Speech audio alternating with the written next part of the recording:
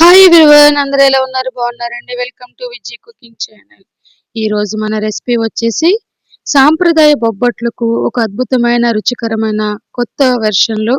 సాధారణంగా పప్పు పూర్ణంతో చేసే బొబ్బట్లు కంటే ఈ రవ్వ కేసరి సాఫ్ట్గా బొబ్బట్లు చాలా సులభంగా త్వరగా అయిపోతాయండి. నోట్లో వేసుకుంటే కరిగిపోయేలా ఉండే కేసరి బొబ్బట్లు తయారీ విధానం మనం ఇప్పుడు తెలుసుకుందాం.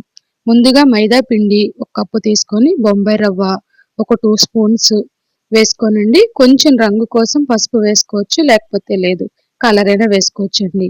నూనె లేదా నెయ్యి 3-4 స్పూన్స్ టేబుల్ స్పూన్స్ వేసుకొని నీళ్లు తగినన్ని వేసుకొని పిండి బాగా కలుపుకోవాలన్నమాట. బాగా కలుపుకొని దీన్ని ఓ పక్కకు పెట్టుకుందాం మూత పెట్టేసుకొని.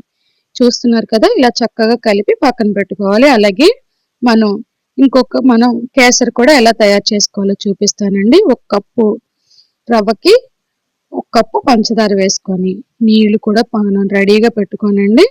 ముందుగా బాండి స్టవ్ వెలిగించుకొని అందులో మనం ఈ రవ్వని బాగా వేయించుకోవాలన్నమాట. ఎంత సాఫ్ట్గా అంటే చక్కగా ఫ్రై అవ్వాలండి. బొంబాయి రవ్వ దోరగా వేగి మంచి సువాసన వచ్చే వరకు వేయించి పక్కన పెట్టుకోవాలండి. అదే ప్యాన్లో మనం మనం పంచదార కూడా వేసుకోవాలి. తర్వాత ముందు వాటర్ పోసుకోనండి. బాగా రవ్వను ఉడికిన తర్వాత అప్పుడు మనం పంచదార వేసుకోవాలన్నమాట. రవ్వ కొంచెం ఉడికిందని మనకు తెలుస్తుంది. దాన్ని బట్టి మనం ఒక కప్పుకి 2 కప్స్ వాటర్ వేసుకొని బాగా ఉడకనివ్వాలండి. అది ఉడికిందని మనకు తెలిసిపోయిన తర్వాత అందులో పంచదార కూడా వేసుకొని బాగా కలుపుకోవాలి. చక్కగా రవ్వ కేసరి రెడీ అయిన తర్వాత ఇందులో కొంచెం యాలక్కాయల పొడి కూడా వేసుకొని అవసరమైతే కలర్ కూడా వేసుకోవచ్చు, లేకపోతే ఆప్షనల్ అండి, మన ఇష్టం.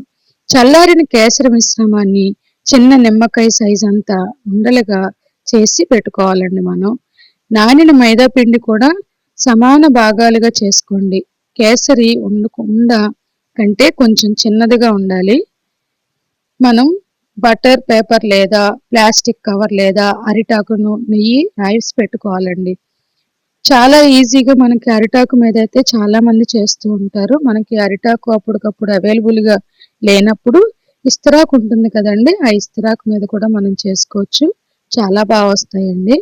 చేతికి నెయ్యి రాసుకొని మైదా పిండి ఉండను చేతిలో చిన్న పూరీల్లా ఒత్తుకొని దాని మధ్యలో కేసరి ఉండను పెట్టి మైదా పిండితో పూర్తిగా కవర్ చేస్తూ అంచులు మూసేస్తూ పిండి ఉండే తీసేసి మళ్ళీ రౌండ్గా చేసుకోండి. ఇప్పుడు ఆ ఉండను పేపర్ మీద పెట్టి ఇస్తరాకు మీద పెట్టి చేతితో ఒత్తుతూ పలచటి బొబ్బట్లో ఒత్తుకోవాలి. మనకి ఎంత వీలుగా పలసగా కుదిరితే అంత వీలుగా బాగుంటాయండి, దలసరగా బాగోవు. స్టవ్ మీద పెనం మీద మనం ఈలోపు వీటన్నిటిని కూడా మనం వేసుకోవచ్చు. పలసగా చేసుకోవాలండి, చక్కగా ఇలా ఒత్తుకోవాలన్నమాట. ఇలా ఒత్తుకున్న ఈ బొబ్బట్ల నుండి మనం ఇప్పుడు చూసారా, ఇస్తరాకుల మీద ఇలా అన్ని రెడీ చేసి పెట్టుకొని ఇప్పుడు స్టవ్ దగ్గరికి వెళ్ళిపోయి పెనం పెట్టుకోనండి. దాని మీద నెయ్యి వేసుకొని ముందుగా మనం అయితే బొబ్బట్లను స్టవ్ వెలిగించుకొని పెనం పెట్టుకుందామండి. తావా పెట్టుకొని దాని మీద చూస్తున్నారు కదా, ఒక్కొక్క బొబ్బట్టు దాని మీద పేర్చుకొని నేను ఒకసారి 3 బొబ్బట్లు వేసానండి. చెప్పాను కదా, చిన్న సైజు బొబ్బట్లు చేసుకుంటాం కాబట్టి చాలా బాగుంటుందండి. 3 పట్టేస్తే కొంచెం నెయ్యి వేసుకొని అటు ఇటు కూడా చక్కగా కాల్చుకోవాలన్నమాట. తిప్పుతూ కాల్చాలండి. దాన్ని ఒకసారి హైలో పెట్టి కాల్చకూడదు, అలాగని సిమ్మిల్లో కూడా పెట్టకూడదు. చూసారా ఎలా పొంగుతున్నాయో బొబ్బట్లు? అలా పొంగితే అవి పర్ఫెక్ట్గా వచ్చినట్టు అర్థం అండి. మనం ఇలాగ అటు ఇటు కూడా తిప్పుతూ కాలుస్తూ ఉన్నప్పుడు మంచి సువాసన కూడా వస్తుందండి. మనం నెయ్యి వేసుకొని కాల్చుకుంటున్నాం కాబట్టి ఇంకా బాగుంటాయి టేస్ట్. పిల్లలకి హెల్దీ కూడానండి recipe.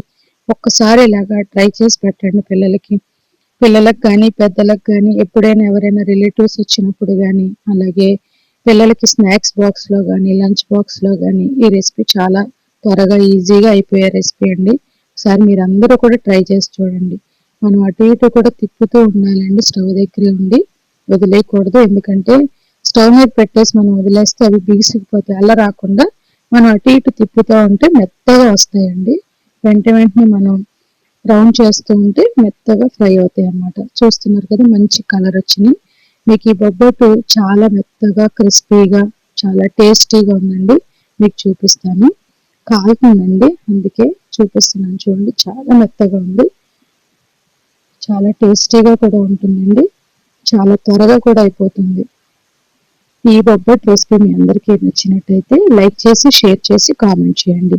Please subscribe my channel. Thank you so much. Thank you అండి.